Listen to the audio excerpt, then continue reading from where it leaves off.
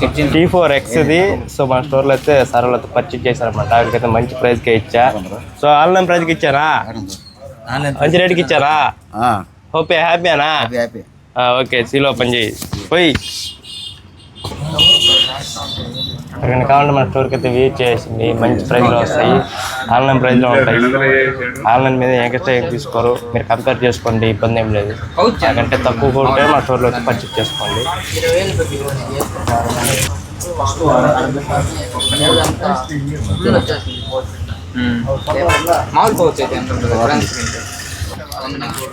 బాగుందా ఫోనా?